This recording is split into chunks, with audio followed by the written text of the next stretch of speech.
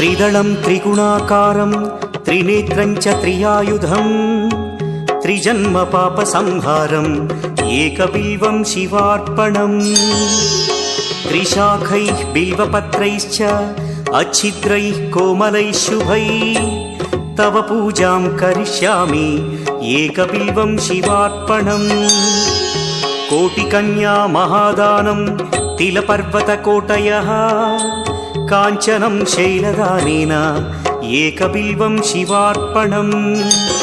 काशीक्षेत्रनिवासं च कालभैरवदर्शनौ प्रयागे माधवं दृष्ट्वा एकबिल्वं शिवार्पणम् इन्दुवारे व्रतं स्थित्वा निराहारो महेश्वर नक्तं हौष्यामि देवेश